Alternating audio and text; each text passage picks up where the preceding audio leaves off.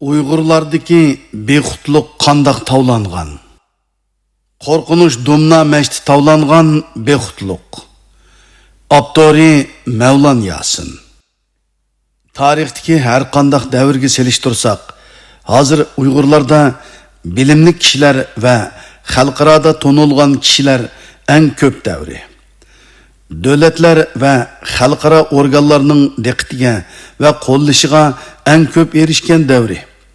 Lekin manfaat deb axloq fazilatni yo'qotgan, bilimi bilan zolimga yantayoq bo'ladigan, nam chiqarishga qiziqadigan, lekin hushyorligini yo'qotgan, ittifoqsizlikqa va bo'lginchilikka xumor bo'lgan kishilarmi eng ko'p davri.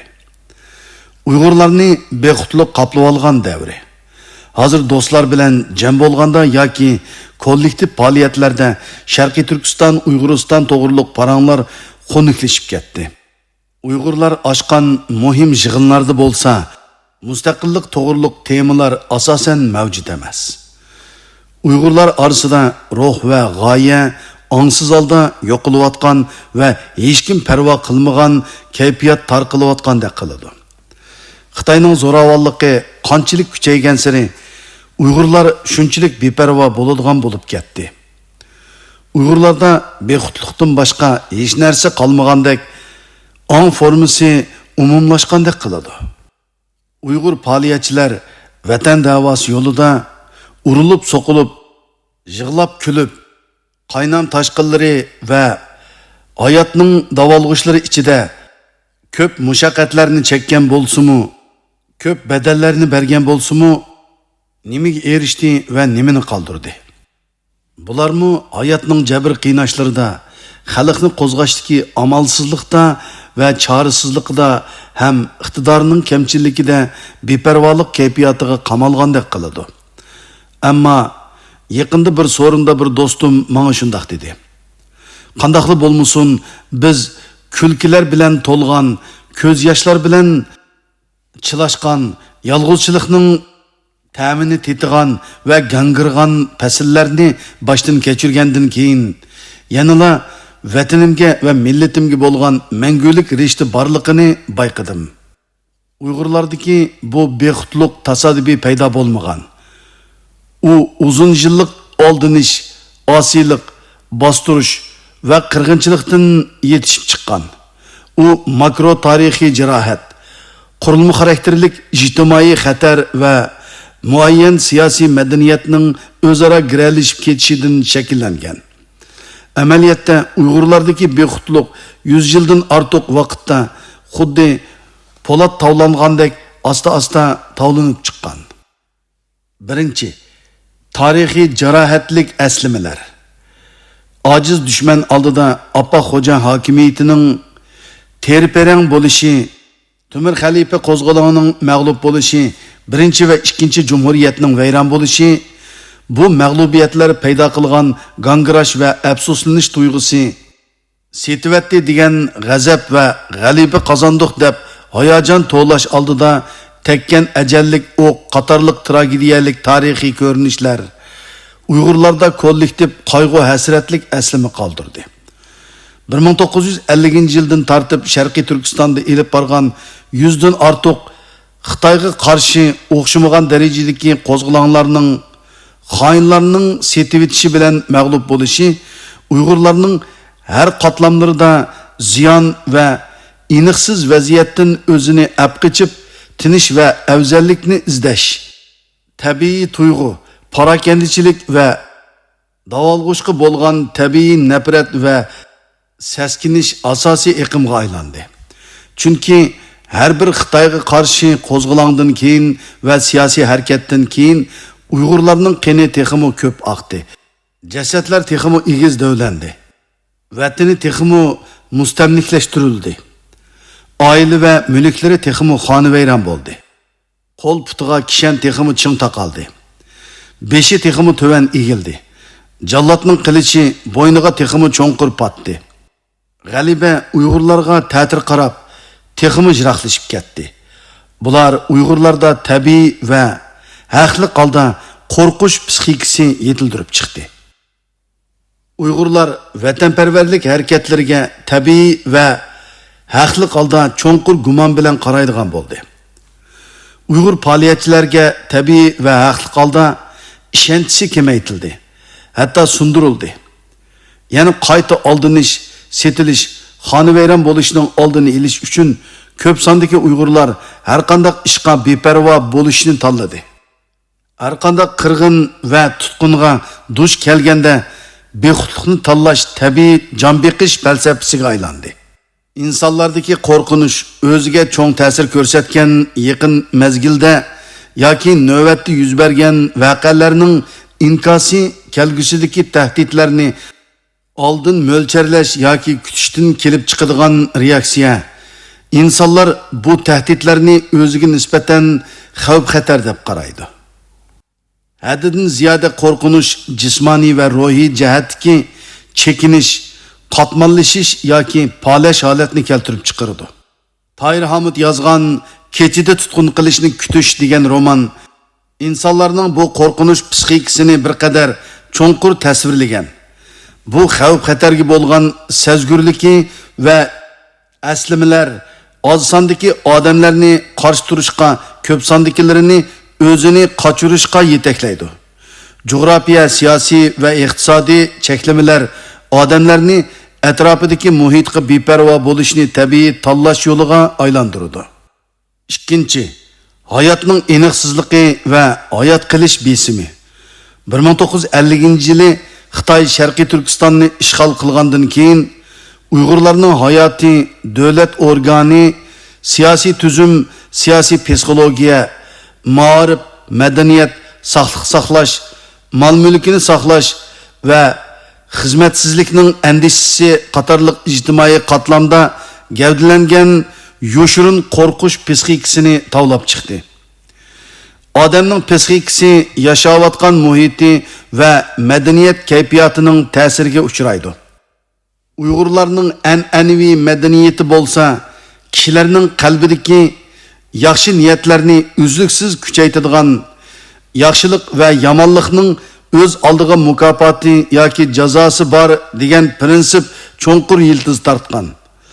Alloh va payg'ambarlarga hurmat, ehtirom bildiradigan, yaxshi odam bo'lish to'g'ri, yomon odam bo'lish nomus deb qaraydigan ong va muhitdan yetishib chiqqan madaniyat.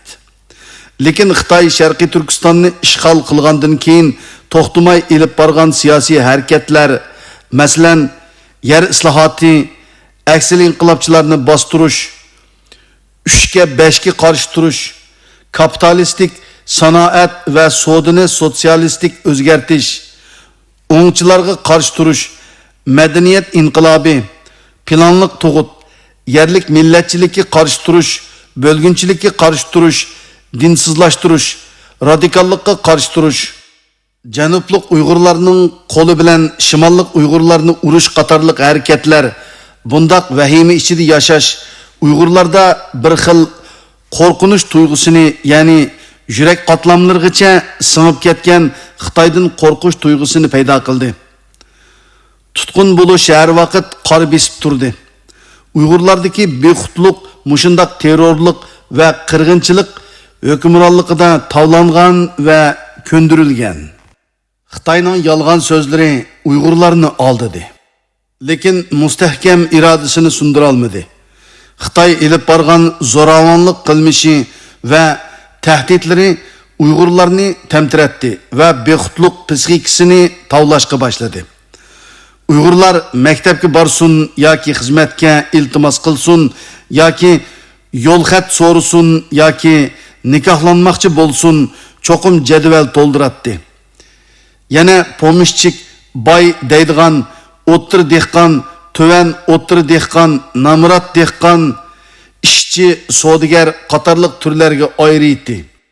Bu xil sinfiy salohiyat bo'yicha ayirish barliq Uyg'urlarning beshiga to'xtamay chinqilib turadigan tikan tojini kaydirib qo'ydi. Ularning qalbida qo'rqinish cho'nqur o'rin oldi.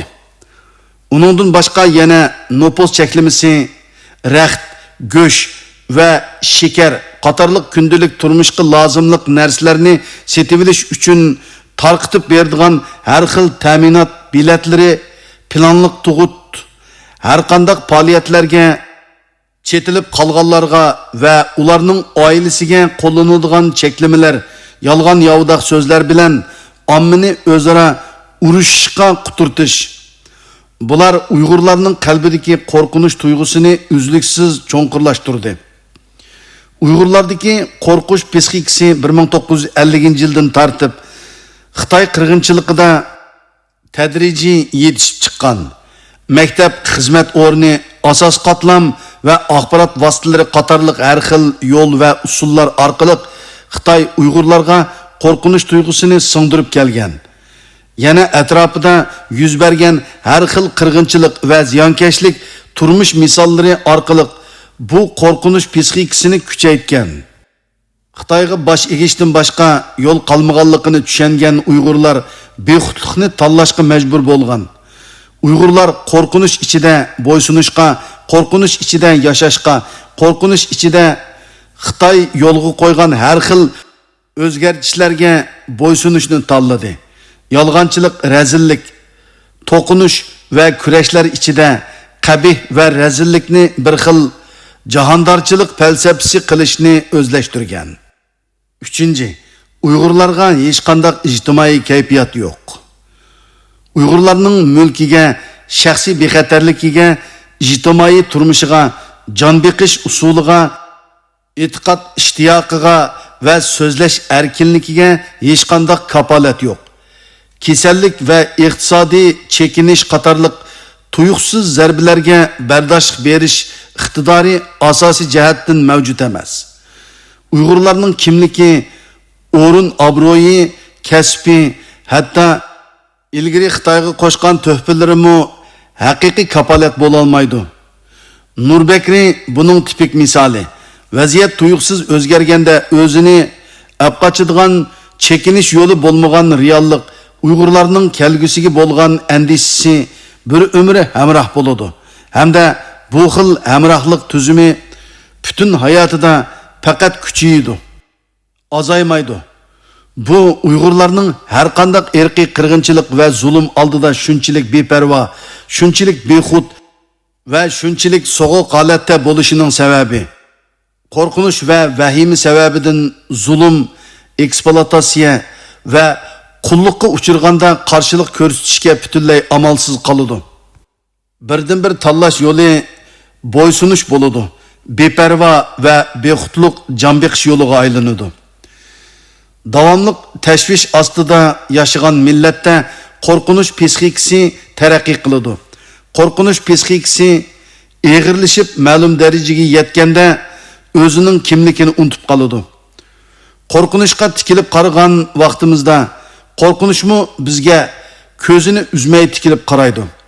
Uyg'urlarning qo'rqidigini oldidagi qorong'ulik emas, balki bu qorong'ulik ichida yoshirinib turgan iblis va zolim. G'arbda bir so'z bor. Eng cho'ng qo'rqinish qo'rqinchining o'zidir. Chunki qo'rqinish har vaqt reallikdan bakrak dahshatlik tuyg'u beradi. Qo'rqinish bo'lsa shaytonning soyisi. Uningdan qanchalik tez qochgan seri u shunchalik yaqindan qo'g'laydi. Uyg'urlar buningdan orom olish uchun bexudlikni tanladi. Qo'rqinish xato tafakkurdan kelib chiqmaydi. U hayvon va insonlarda bo'ladigan tabiiy tuyg'u. Lekin insonlarda uning ta'sir unumi, insonlarning tafakkur kuchi, o'tmishdagi dard, alam va norozi g'azablarga bo'lgan aslimalar orqali zo'r darajada kuchaydi. Hamda biz oldin faraz qila oladigan kutishlar orqali o'zimiz yetishtirib chiqqan ichki qo'rqinish andizisi zo'r darajada kuchaydi. Hech qanday qaynoq hissiyot qo'rqinchidek odamning aqli va tafakkurini mahrum qila olmaydi. Eng yaxshi siyosiy qurol bo'lsa qo'rqinish quroli. Uyg'urlardagi bexudlik qo'rqinishga bo'lgan amalsiz yo'l qo'yishdan kelib chiqqan. Bevosita ziyonkashlikka uchirgan Uyg'urlar dastlabda sal savirchanroq bo'lsam, Xitoy nima desa shuningga bo'ysunsam, atrofimda bo'layotgan ishlarga beparvo bo'lsam, menga azor bermaydi deb umid qilgan. Vaqtning o'tishiga agishib, biror ishni xato qildimmi, Xitoyga o'zimni yaxshi tushundira oldimmi deb o'zidan gumon qilishga boshlaydi. Vaqtning o'tishi bilan o'zining ilgari qandoq odam ekanligini unutib qoladi. Shuningdan boshlab hamma ishda ehtiyotkorlik bilan harakat qiladigan, o'zining ko'z qarashini ifodalashdan, o'z maydonida ching turishdan va qarshilik ko'rsatishdan qo'rqadigan bo'lib ketadi. Meni chaqmagan yilon 100 yil yashsin tabiiy jonbeqish falsafasiga aylandi. Bexudlik eng yaxshi tanlash yo'li ekanligini tushunib yetadi. Xitoyning Uyg'urlarga yurgizgan tahdidining alohidligi kunda zo'ravonlik ishiltish emas. Balki Uyg'urlarni zo'ravonlikning har qanday paytda yuz berish mumkinligiga ishontirish. Bu xil ro'yi holat shakllangandan keyin nahaq ishlar va ziyonkashlik yuz bersimi, Uyg'urlar o'zining harakat va so'zlarini o'zligidan tangshashga va nazorat qilishga boshlaydi. Ba'zilar vatandagi urug' tuqqanlarining ziyonkashlikka uchrab kelishidan ansirab, oshkora fikr qilishdan, Uyg'urlar bir yerga berishdan, Uyg'ur faoliyatchilar bilan uchrashib qelish yoki namoyishga qatnashishdan o'zini tortadi. Ba'zilar vatanga berishdan ansirab, sukut turishni tanlaydi. Ba'zilar tijoratiga ta'sir bo'lishidan ansiraydi. Mana bu bo'lsa qo'rqinishning eng dahshatli kuchi. Nurg'un kishilar amaliyotda jazolanmagan bo'lsa-mu o'zini har vaqt tekshirib turadi. Bexudlik bo'lsa mushundaq ahvolda tabiiy yetishib chiqadigan psixika. Bexudlik odatga aylangandan keyin va uzun muddat sukutda turgandan keyin kishilar erkinlikni emas, balki o'zining kimligini tadrijiy unutib qoladi. Uzun muddat ruhiy besimda yashagandan keyin odamning erkinlik va kimlik tuyg'usi tadrijiy tariydi. Bexudlik tadrijiy gavdalanadi.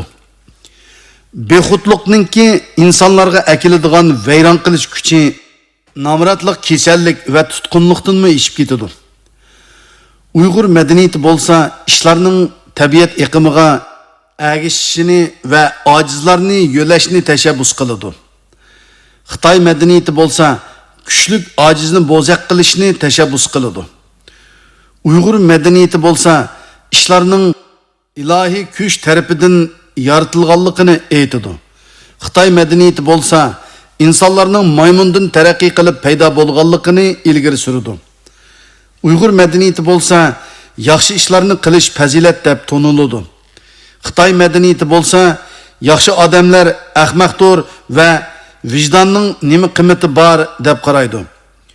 Uyg'ur madaniyati bo'lsa sabrchanlik, yo'l qo'yish va kechirim qilishni oliy axloq deb madiha qiladi. Xitoy madaniyati bo'lsa to'xtamay Tangri, tabiat va odam bilan kurash qilishni tashabbus qiladi hamda bundan cheksiz xo'shallik topadi. Bexudlik ko'p sondagi Uyg'urlarni yolg'iz g'erib his qildirmaydi. Baxit tuyg'usining manbasi qiladi. Bexud kishilar normal odamlarga nisbatan baxtli kerak yashaydi. Bexudlik mavjud bo'lmagan muhitda bexudlikni barliqqa keltirish uchun har xil chora-tadbirlarni qo'llanadi. Bexudlik Uyg'urlarning qirg'inchiligini bir drama sifatida ko'radigan tomoshabinga aylantirdi. Agar o'ltirilgan Uyg'urlarning chiroyida mardonalik ko'rinsa, bir hayajonli tragediyani ko'rgandek, agar qo'rqinish va holsizlik ko'rinsa, bir komediyani ko'rgandek so'zlab berdi.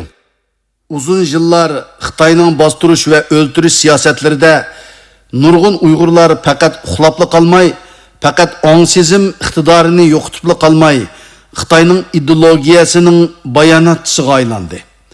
Uyg'urlarni bexudlik tumani qoplab ketdi. Mikrofon oldida Qaraxon.